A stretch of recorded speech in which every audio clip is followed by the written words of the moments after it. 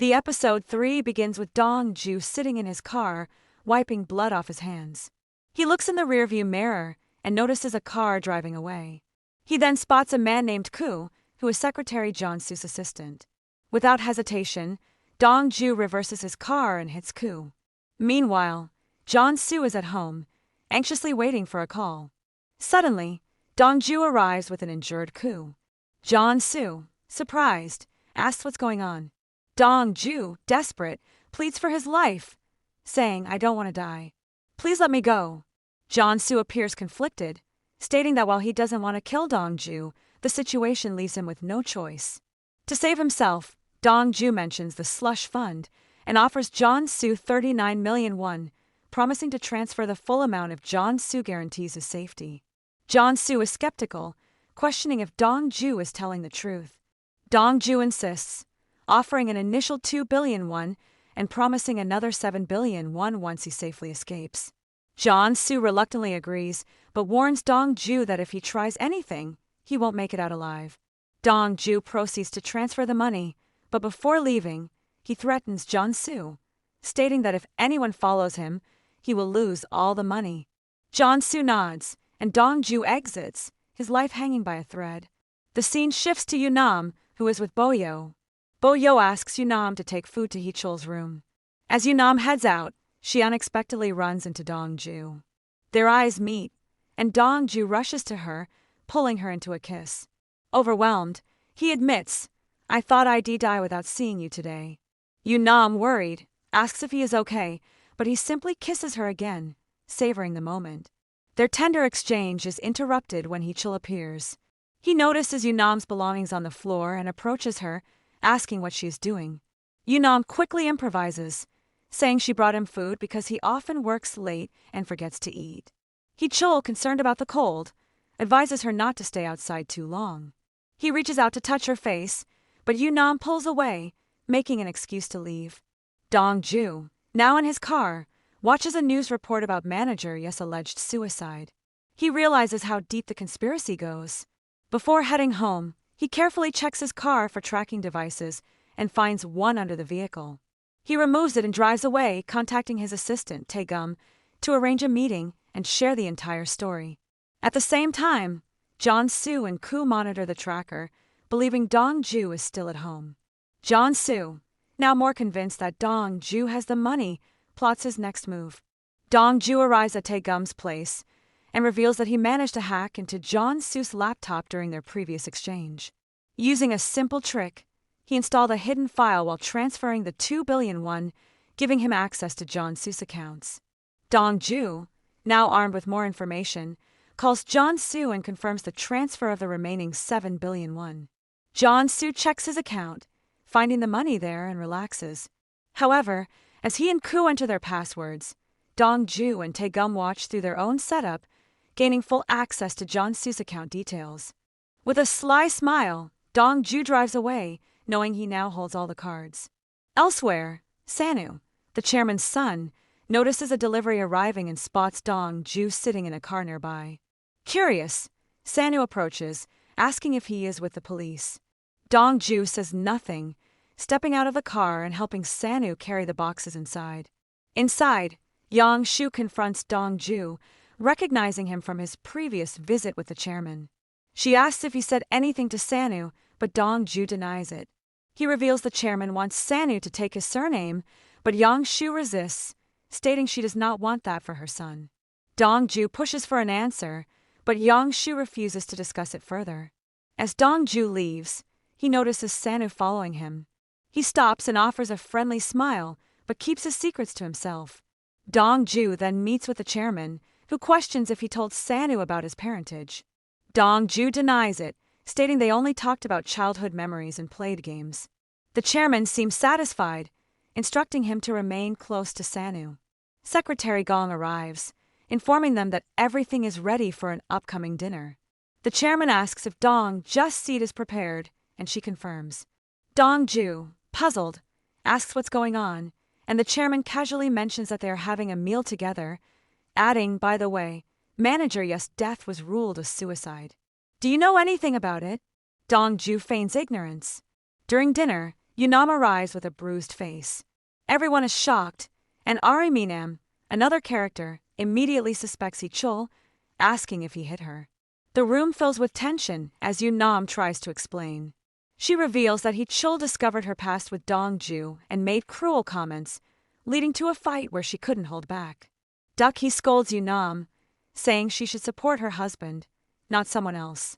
Dongju, recalling a past memory, realizes the depth of Yumnam's struggles. Ludo, who has been listening, advises her to avoid discussing these matters openly. Yumnam, visibly distressed, insists she only wants to be happy and questions if her father would have wanted that too. She reveals that she married only because the chairman promised her shares in Dessen, exposing her true motivations. The episode takes a dark turn when Dongju is kidnapped by men sent by Jeonsu. They throw him into a car, and he narrowly escapes, diving into the water to save his life. Ludo, who had been tailing him, opens fire but believes he has killed Dongju when he doesn't resurface. Ludo returns to Jeonsu, who praises him for cleaning up the mess. However, when they try to access their bank accounts, they find everything has been wiped clean. Jeonsu, furious, realizes Dongju had set them up all along. He confronts Ludo, holding him responsible for the lost money. Jeonsu blackmails Ludo, threatening to reveal that he murdered Dongju. Ludo, now trapped, sits alone, haunted by visions of Dongju asking why he betrayed him.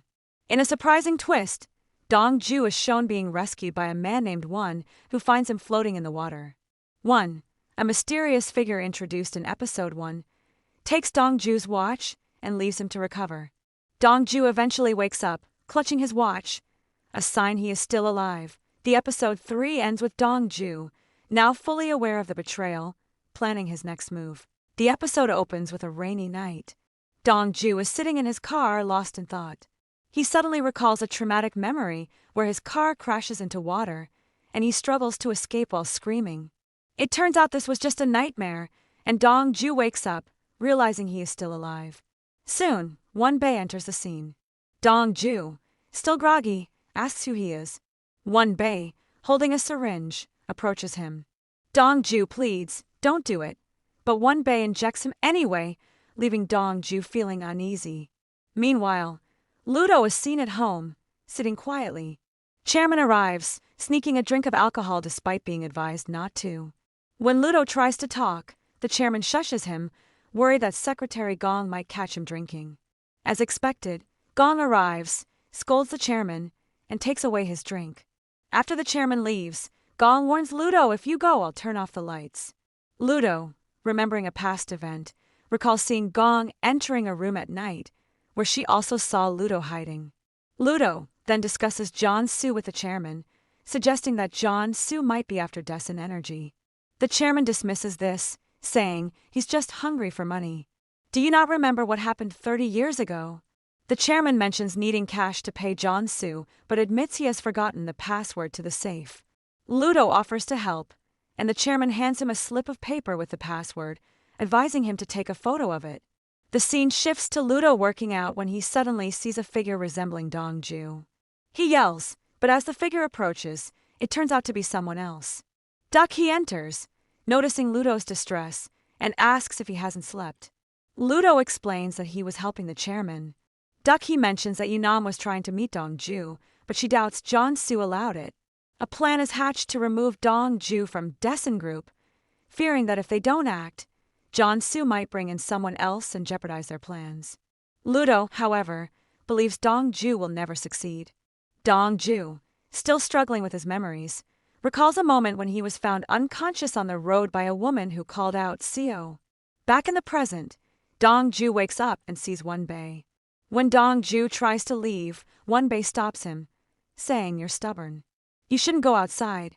Dongju simply responds, "I'm hungry."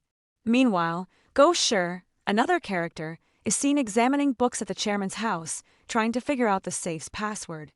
She marks the books she's checked, but finds nothing. Just as she is about to leave, a slip of paper with the password falls from her bag, the same one the chairman had shown Dongju earlier. Later, the chairman is seen trying to open the safe with the password. Ludo asks if he remembered it, and the chairman nods, revealing he gave Jeonsu the cash. However, Ludo informs him that the password was wrong. The chairman suddenly remembers he had changed the password but forgot to share the new one with Ludo. He tells Ludo to wait until he returns to get the correct code. The chairman then realizes the slip of paper is missing. He searches for it but finds nothing, as Gosher had already taken it. He calls Ludo and explains that he can't give him the money until Dongju returns, instructing him to contact Dongju instead. Dongju, on the other hand, is with Wonbei eating and talking. He apologizes for not taking Wonbei to the hospital, explaining he needs to stay away from the police. Wonbei introduces himself, and Dongju, using a fake name, says, "My name is Cyan." Wonbei, skeptical, recalls finding bullets near Dongju and brings him to the spot where he was discovered. Dongju seems to have lost his memory, unable to recall what happened. Wonbei jumps into the water, demonstrating how Dongju had been found floating on a wooden plank. As rain begins to fall, Dongju starts remembering bits of his escape from the water. Meanwhile, John-Soo and Koo meet with Ludo. They discuss the cash situation, with John-Soo hinting that the chairman has American dollars. Ludo, unaware of this, says he never received the safe's password. Wonbei, now at a phone repair shop, learns someone is looking for Dongju. The shop owner shows him a photo, confirming that Dongju is being hunted. Wonbei rushes back to inform Dongju, who realizes he must leave immediately. John-Soo's men, led by Koo, arrive at the house to capture Dongju. However, he and Wonbei manage to escape through the back door, leaving John-Soo furious. He orders his men to continue searching, knowing Dongju must be nearby. Yumnam, back at home, receives a call from Ludo. He asks if Dongju had contacted her, but she denies it. However, Yumnam prepares to confront the chairman, determined to get the shares she was promised. She learns that she will only receive them if she remains married to Hee-chul.